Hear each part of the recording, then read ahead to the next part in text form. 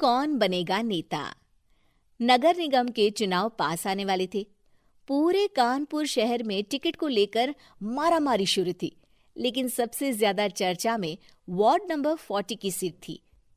वो इसलिए क्योंकि इस बार वहां की सीट महिला के लिए आरक्षित थी। अब सवाल ये था कि चुनाव लड़ेगा कौन। इससे पहले ठाकुर साहब वहां से पार्षद थे और इस बार उन्होंने अपनी पत्नी सीमा ठाकुर को टिकट दिलवाई और ठाकुर साहब की शान के कारण सीमा जी ने 20,000 वोटों से चुनाव जीत लिया। अरे बधाई हो सीमा भाभी, अब तो आप वार्ड की पार्षद बन गई हैं। अब तो हमारे काम आप ही करवाएंगी। अरे ये तो सिर्फ नाम की पार्षद बनी है, वो तो महिला सीट आ गई, वरना पार्षद तो मुझे ही बनना था।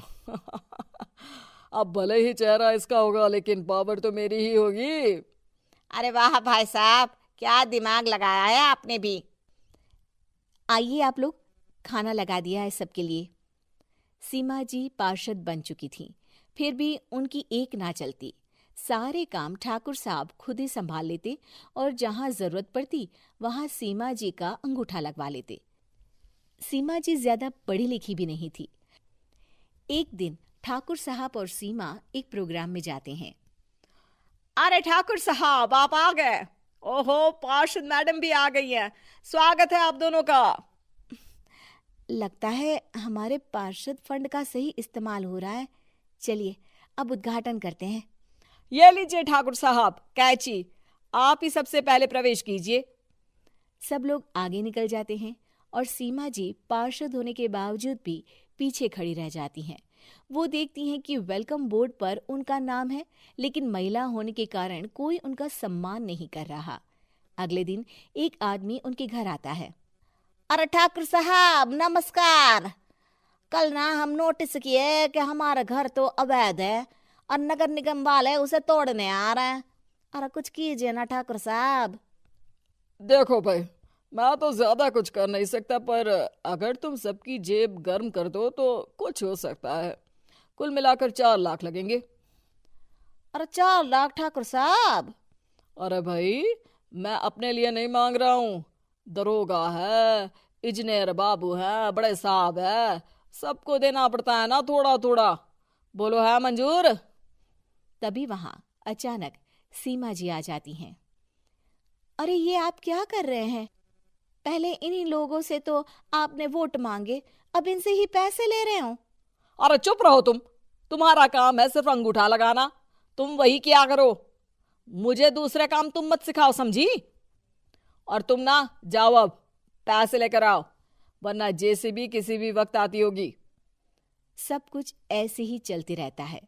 एक दिन सीमा जी और ठाकुर साहब को एक लोकल मीटिंग में बुलाया जाता है। वहां पर कई और अधिकारी लोग भी मौजूद रहते हैं। अब मैं चाहूंगा कि ठाकुर साहब हमारे बीच 2 शब्द कहें।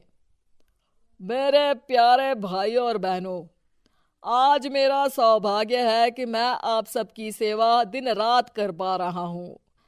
आपने मेरी पत्नी को भारी मतों से जिताया है, इसलिए मैं आप सभी का शुक्रगुजार हूं। मैं आप सबसे वादा करता हूं कि हमेशा की तरह हमारे वार्ड में किसी को कोई तकलीफ नहीं आने दूंगा। सभी लोग तालियां बजाने लगते हैं। अब मैं माननीय पार्षद मैडम को स्टेज पे बुलाना चाहूंगा। अपने नाम को बुलाया सुनकर सीमा जी एकदम चौंक जाती है। उन्हें बिल्कुल उम्मीद नहीं थी कि इतनी बड़ी जगह उन्हें मंच पर बुलाया जाएगा। जैसे तैसे वो मंच पर चढ़ती हैं। ऊपर जाते ही सीमा जी को सारी पुरानी बातें याद आ जाती हैं कि किस तरह उनके पति उन्हें कभी भी आगे बढ़ने नहीं देते और उनके नाम से गलत काम करते हैं। वो बोलने लगती हैं। मैं आपके वार्ड की पार्षद सीमा हूं। आप में से बहुत कम लोग ही मुझे जानते होंगे, क्योंकि इससे पहले मुझे कभी ऐसा मौका ही नहीं मिला। सारे मौके मेरे पार्षद पति यानी आपके ठाकुर साहब ही लेते रहे, लेकिन आज ये मौका मुझे मिला है तो मैं इसे ऐसे ही नहीं जाने दूंगी। मैं आपको ये बताना चाहती हूँ कि आपके ठाकुर साहब मेरे नाम की आड़ में गैर कानूनी काम करते हैं, जिस पर अंगूठों के निशान मेरे होते थे। इसीलिए मैं अपनी गलती मानती हूँ और आज अपने पद से इस्तीफा देती हूँ, ताकि आगे से कोई गलत काम ना हो पाए। अब फैसला आप सबके हाथ में है कि आप हमें क्या सजा देना चाहते हैं। सीमा जी की बातें सुनकर ठाकुर साहब के चेहरे का रंग उड़ जाता है और वो शर्म से मुंह नीचा करके वहां से चले जाते हैं और पद से इस्तीफा देकर ही सही सीमा जी अपने आप में आत्मविश्वास महसूस करती हैं।